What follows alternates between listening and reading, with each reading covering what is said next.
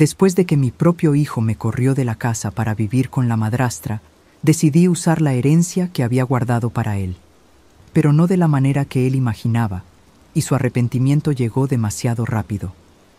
Nunca pensé que un día contaría mi historia de esta forma, abriéndome el pecho como si todavía buscara entender dónde empezó todo a desmoronarse. Mi exesposo había fallecido hacía apenas unas semanas, y yo todavía intentaba reorganizar mis emociones cuando la presencia de ella, la nueva viuda de él, la madrastra de mi hijo, entró en nuestras vidas de una manera que jamás pude prever. Era extraño volver a verla, aunque nunca tuvimos cercanía. Siempre tan arreglada, con una expresión frágil que escondía algo que pocos notaban. Yo percibí ese brillo falso en sus ojos desde el primer instante. Parecía indefensa, pero había ahí un control silencioso, de esos que van ocupando espacio sin que te des cuenta. Mi hijo, siendo bueno de corazón y recién afectado por la pérdida de su padre, creyó que ella no tenía a dónde ir. Yo no me opuse al principio. Después de todo, pensé que ese sería solo un periodo de adaptación para todos. El luto confunde la claridad hasta de las mentes más sensatas. Lo que no me di cuenta fue que, mientras yo luchaba por lidiar con mis propios recuerdos, ella iba ocupando, poco a poco, cada rincón de la casa, cada grieta emocional, como quien va moviendo piezas de un tablero sin hacer ruido. Yo observaba todo, pero prefería creer que era exageración de mi parte, hasta que ciertas situaciones empezaron a repetirse. Se mostraba demasiado amable cuando mi hijo estaba cerca, pero distante cuando estábamos solas. Empezaron a surgir miradas de reojo, expresiones de molestia cuando yo llegaba a la sala, pequeños suspiros cargados de reproche cuando tocaba algo que siempre había sido mío.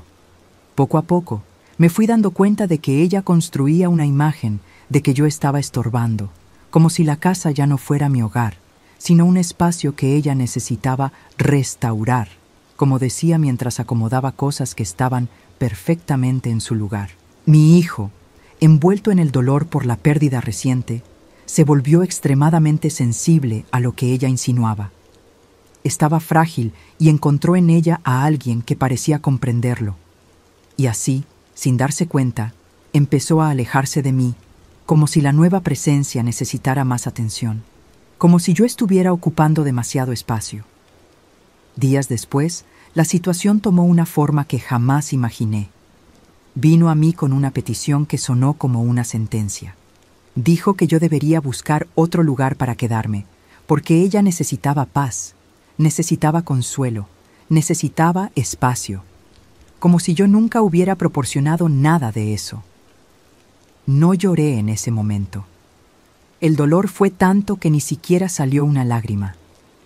Tomé mis cosas con calma, intentando mantener algo de dignidad ante algo que me atravesaba profundamente. Salí por la puerta de la casa que ayudé a construir, donde celebré cumpleaños, victorias, hasta los días más difíciles. Fui corrida no por sus palabras, sino por todo lo que se había ido sembrando a lo largo de semanas, por aquella mujer que sabía exactamente cómo manipular las emociones de mi hijo. Los primeros días lejos de mi hijo fueron como atravesar un terreno desconocido, lleno de recuerdos que insistían en acompañarme. Encontré refugio temporal en la casa de una antigua prima que vivía en Cholula, una mujer sencilla, pero con un corazón que cabía el mundo. Ella me ofreció un cuarto modesto, donde pasé las primeras noches intentando comprender cómo todo había sucedido tan rápidamente. Era imposible no revisitar cada momento de los últimos meses, intentando encontrar el punto exacto en que dejé de ser parte esencial de la vida de mi hijo. La soledad tiene la extraña capacidad de revelar verdades que quedan escondidas cuando estamos rodeados de ruidos. En los primeros días sentí ausencia, falta y una especie de vacío que parecía no tener fin. Pero conforme fueron pasando los días, me di cuenta de algo que, tal vez, siempre supe.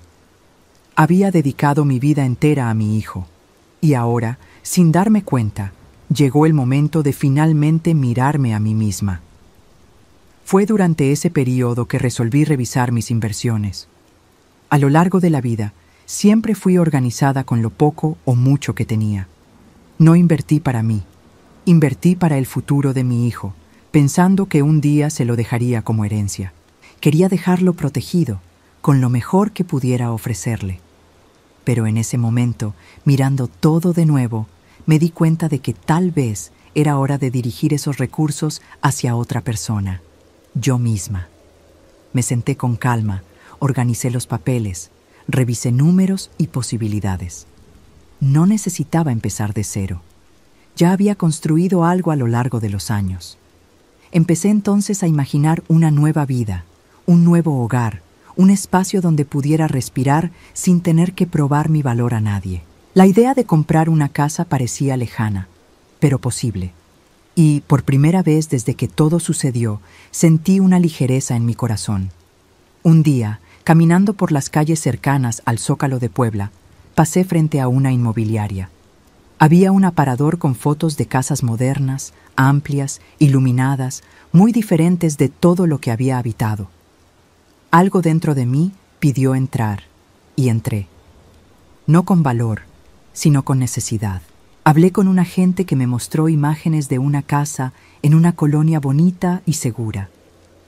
Amplia, con ventanas enormes, acabado impecable. Un jardín que parecía una pintura. La casa era tan hermosa que por un instante pensé que ni siquiera debería considerarla. Pero después de pensarlo mucho, pregunté el precio. Y me di cuenta de que, sí, podía comprarla. Con mi dinero, con la vida que construí. Sentí una esperanza crecer dentro de mí en ese instante, como si una nueva etapa comenzara ahí mismo. Salí de esa inmobiliaria con algo que no sentía hacía mucho tiempo. Me sentí realizada, una alegría que me envolvió por completo. Cuando recibí las llaves de la nueva casa, sentí que estaba sosteniendo más que un objeto metálico. Era como si estuviera abriendo el portón hacia una versión mía que quedó olvidada a lo largo de años de dedicación a los demás. La casa era hermosa, moderna y espaciosa. El piso brillaba como si reflejara todo lo que dejaba atrás. Las ventanas enormes dejaban entrar el sol por la mañana, iluminando cada detalle, cada rincón, como si la propia luz quisiera acogerme. Caminé por todos los cuartos despacio, sintiendo el aire fresco, observando la amplitud, tocando las paredes lisas que todavía tenían el olor de pintura nueva. Aquella casa no era fruto de dependencia o necesidad. Era fruto de decisiones inteligentes, de disciplina, de un amor silencioso que cargué por años pensando solo en mi hijo y que ahora redirigía hacia mí. Decoré el espacio poco a poco. Escogí muebles que reflejaban mi personalidad, sencillos, elegantes y acogedores. Compré plantas grandes para las áreas con luz. Puse cuadros coloridos inspirados en artistas mexicanos y llené la terraza con flores que me recordaban mi infancia. La casa tomó vida rápidamente, como si estuviera esperándome. Con el paso de las semanas, empecé a recibir noticias sobre mi hijo. Decían que él y la madrastra enfrentaban dificultades. Ella se había revelado bien diferente de la figura triste y frágil que mostró en los primeros días. Comenzó a hacer exigencias, se quejaba de la falta de comodidad, sugería remodelaciones caras. Él, intentando complacerla, gastó más de lo que podía. Se endeudó y, como era previsible, cuando las cosas salieron de control, ella simplemente se fue, dejando atrás solo un desastre financiero y emocional. Algunos días después, me llamó y luego apareció en la puerta de mi casa. Estaba abatido, cansado, con marcas que no eran solo físicas. No esperaba encontrarme en una casa de ese tamaño, mucho menos saber que había usado el dinero que planeé dejar como herencia para construir mi nueva vida. No había enojo en él, solo sorpresa y tal vez arrepentimiento. Miraba alrededor como si estuviera dándose cuenta, por primera vez, de quién era yo realmente. Yo lo recibí. No dije nada que pudiera herirlo, aunque el dolor todavía estaba dentro de mí. La verdad es que mi nueva casa no era una venganza, era mi refugio. Y en ese momento me di cuenta de que mi última sorpresa sería algo mucho más grande de lo que él imaginaba. Volvió otras veces, siempre amable. más dócil, como alguien que finalmente entendió la consecuencia de sus decisiones y el valor de lo que perdió. Se sentaba en mi terraza, observaba las plantas, miraba la casa con admiración y arrepentimiento. Aquel espacio parecía mostrarle una versión mía que nunca vio. Una mujer fuerte, independiente, capaz de reconstruir su propia vida sin el apoyo de nadie. Y eso era lo que yo quería que viera, no para lastimarlo, sino para que creciera. En el fondo, él esperaba encontrar en mí enojo o deseo de venganza. Pero mi última sorpresa para él fue justamente la contraria. No guardé rencor. No deseé que sufriera lo mismo que me hizo sentir. Yo solo quise que entendiera que la vida no nos derrumba para siempre. Cuando finalmente tuvo el valor de pedir perdón, me di cuenta de que no necesitaba grandes explicaciones para seguir adelante. La mayor respuesta que podía dar no estaba en palabras. Estaba en lo que construí lejos de él. Estaba en la mujer en la que me convertí. Mi última sorpresa no era la casa más grande, más bonita, más cara. Era el hecho de que, aún con todo el sufrimiento, mantuve mi corazón en paz. Yo me escogí a mí misma, y eso hizo toda la diferencia. Hoy, cuando me visita, noto que hay más humildad en sus gestos. No sé cómo será el futuro, pero sé que finalmente encontré mi lugar en el mundo. Un hogar que es mío, que me acoge, que me recuerda diariamente que nunca es tarde para volver a empezar. Y si comparto mi historia ahora, es para que otras abuelas, otras madres que se sintieron desechadas, encuentren fuerza para levantarse. Porque la vida puede atravesarnos, pero también puede reconstruirnos.